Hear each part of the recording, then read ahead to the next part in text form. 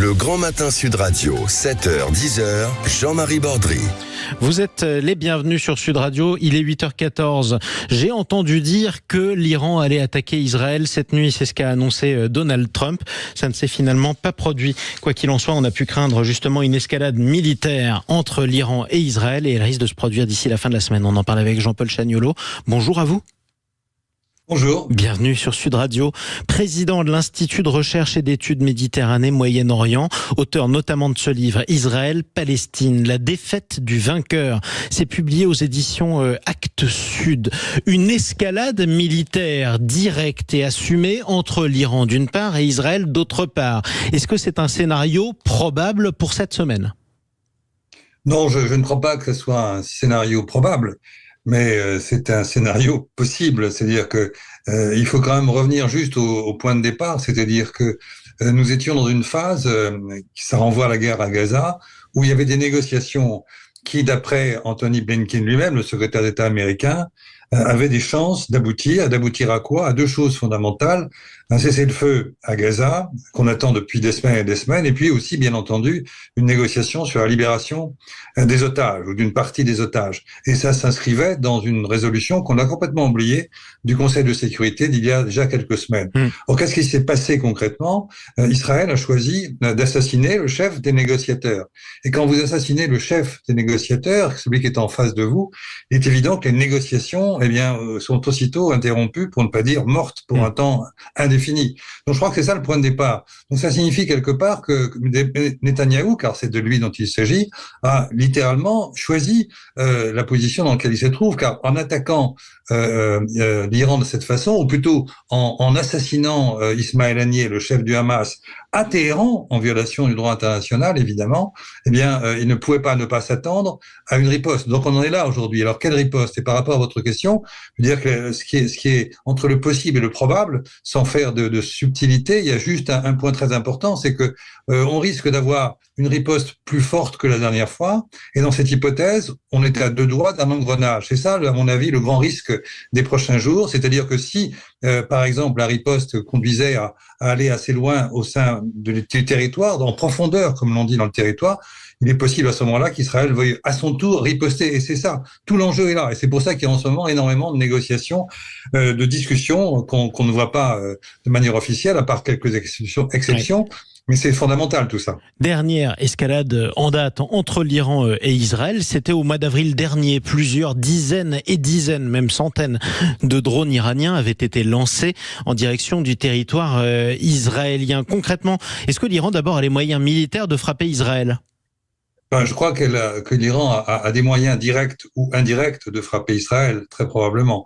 Ce qui s'est passé la dernière fois, ce que vous évoquez en avril, c'était intéressant parce que il a envoyé notamment des drones qui circulent à peu près à 200 km/h pour une distance de 2000 km. Ce qui veut dire que il y a eu la possibilité pour Israël et ses alliés de faire en sorte que ça fasse pas trop de dégâts. Et c'était bien arrivé, ils ont eu le temps parce que ça a mis des heures et des heures. Entre 2000 km à 200 à l'heure, c'est pas compliqué, ça fait des heures.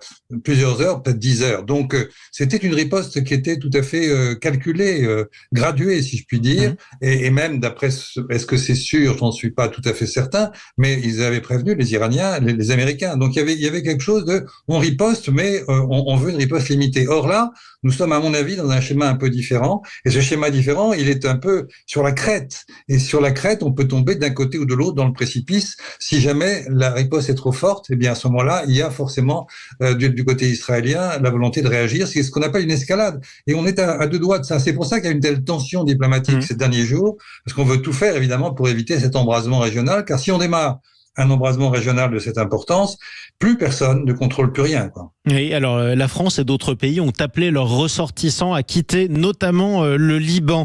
Est-ce que le Liban est le théâtre d'opérations militaires malheureusement le plus probable ?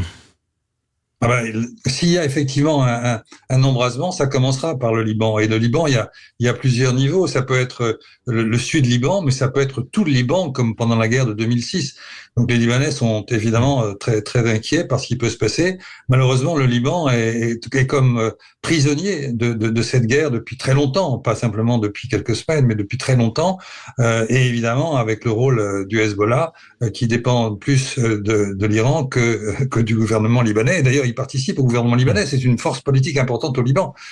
Donc tout l'enjeu est là. Et ça serait terrible pour le Liban, qui est déjà, vous le savez, chacun le sait, dans un état de décomposition à la fois politique, il n'y a pas de président de la République, et économique et social. Et il faut voir, mes collègues sont passés d'un salaire de, je sais pas, disons 4 000 euros, les universitaires, comme moi, ils sont passés à un salaire de 300 ou 400 euros. Oui, c'est vous dire l'effondrement de cette classe moyenne supérieure du Liban. Donc il y a vraiment une paupérisation terrible au Liban. Une situation dramatique, ça c'est vrai. Cela étant dit, on parle d'escalade. Malgré tout, les échanges de tirs ont commencé il y a des mois et on en est probablement à plusieurs centaines de roquettes tirées par le Hezbollah en direction du territoire israélien depuis des semaines et des semaines. Le Hezbollah n'a pas attendu ce qui s'est passé dans les derniers jours pour commettre des actes de guerre à l'encontre d'Israël.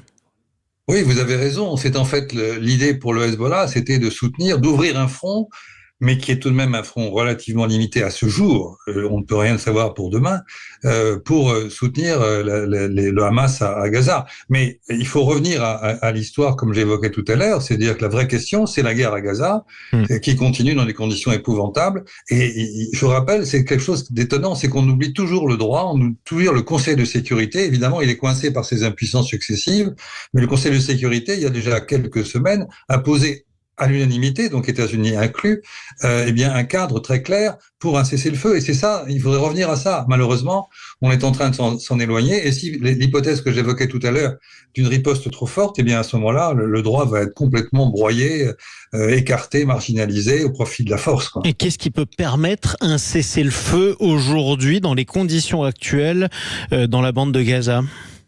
Il y a deux choses. Je pense que il y a actuellement forcément des contacts, je ne dis pas des négociations, mais des contacts, pour faire en sorte justement que cette riposte soit très limitée, très maîtrisée. Mais rien nous le garantit, évidemment. Surtout que, en plus, en Iran, c'est un nouveau président qui vient d'arriver, donc qui était plutôt ouvert à l'Ouest, et qui se retrouve complètement en porte-à-faux. Donc, je le dis, c'est pas lui qui a le pouvoir. Oui, non, mais c'est pas lui qui a le pouvoir, mais il a une légitimité toute neuve par rapport à la légitimité quelque peu en lambeaux du guide, qui est quand même, il a 85 ans et il représente des forces qui sont pas forcément majoritaires aujourd'hui. Donc ce président a été ouvert à l'Ouest. En tout cas, c'est sur cette base-là que une partie de la société iranienne l'a élu. Donc c'était important. Il se retrouve en porte-à-faux. Donc il y a ces contacts, mais d'un autre côté, malheureusement, c'est pas des négociations. Et si cette riposte est trop forte, il est évident qu'on pourra pas revenir aux négociations. Or la seule solution, et j'insiste là-dessus en un mot, c'est de revenir à ça, revenir aux négociations sur Gaza, ou pour être encore plus concret, faire en sorte qu'une résolution fondamentale du Conseil de sécurité d'il y a quelques semaines soit mise en œuvre. Merci en tout cas pour cet éclairage, Jean-Paul Chagnolot. Je rappelle que vous êtes le président de l'Institut de recherche et d'études Méditerranée-Moyen-Orient et auteur de ce livre Israël-Palestine, la défaite du vainqueur. C'est publié chez Actes Sud. On sera amené à reparler de ce sujet avec notre invité politique dans un petit quart d'heure, Carlos Martens Bilongo, député France Insoumise. On sera ensemble à partir de 8h40. À suivre sur Sud Radio, même tout de suite plutôt, un rappel des titres. Le Grand Matin Sud Radio, 7h, 10h, Jean-Marie Bordry. Avec cette nouvelle médaille d'or pour la France dans un cadre paradisiaque, c'est du surf. Le Français Kaoli Vast dompte la vague mythique de Teahupoo. C'est aussi le cas de la Française Johanne Defay qui, elle, remporte le bronze. En tout, la France compte donc 48 médailles, dont 13 médailles d'or. Elle pointe à la 3e place des nations, derrière la Chine et les États-Unis. À suivre un certain nombre d'épreuves d'athlétisme aujourd'hui, avec un peu moins de chance, malheureusement, de médailles françaises. Quoi qu'il en soit, il faudra surveiller le saut d'obstacles individuel, la vitesse par équipe pour les hommes et puis cette épreuve magnifique qui est le 1500 mètres. Pour les Français à suivre, les femmes en handball, c'est pour les quarts de finale. Les hommes en basket, c'est toujours des quarts de finale contre le Canada. Et puis on suivra aussi très attentivement Alice Finot qui tentera de décrocher une médaille en 3000 mètres steeple.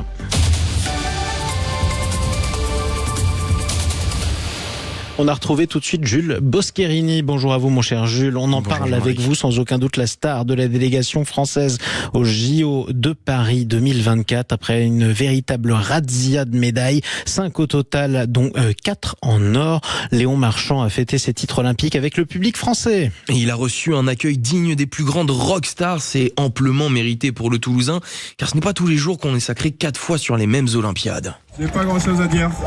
Les gars, vous avez été monstrueux. Vraiment. C'était énorme de vous voir dans les tribunes. Vous rendez les jeux magiques. Donc merci à tous, vraiment.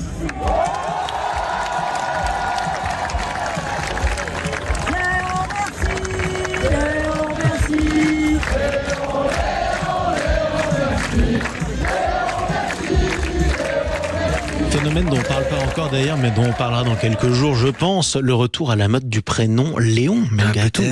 Peut-être que ce qui s'est passé au Club France et dans les bassins lors de ces Jeux Olympiques va donner des idées aux parents, mais comme vous avez pu entendre le public, il a scandé Léon merci à la gloire de celui qui est devenu véritablement le chouchou de toute la patrie. Et ce qui est encore plus frappant que ses exploits, c'est l'humilité dont fait preuve le nageur de 22 ans. Avec cet état d'esprit, Léon, tu es déjà grand, espérons que ce ne soit que le début de ton règne dans les bassins.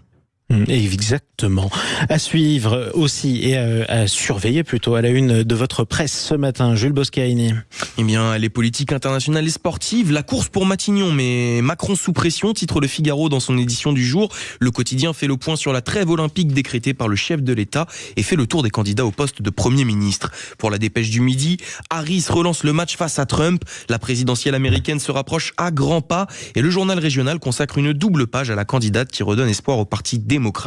On termine ce tour de la presse avec l'équipe et c'est une spéciale Duplantis, le record du mundo.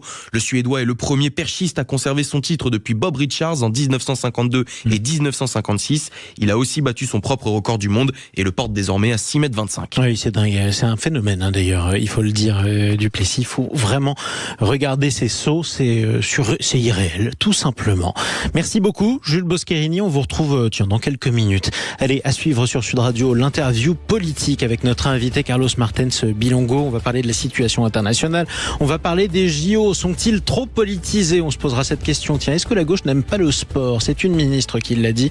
Il nous donnera sa réponse. On va parler aussi avec vous, chers amis qui nous écoutez sur Sud Radio au 0826 300 300. On vous donne la parole avec cette question qu'on vous pose ce matin. Est-ce que la France doit soutenir Israël en cas d'attaque iranienne? On vous donne la parole. Pour l'instant, vous répondez non à plus de 50% d'entre vous sur les réseaux sociaux. Allez, on se retrouve dans quelques instants. Place à un rappel des informations. À tout de suite.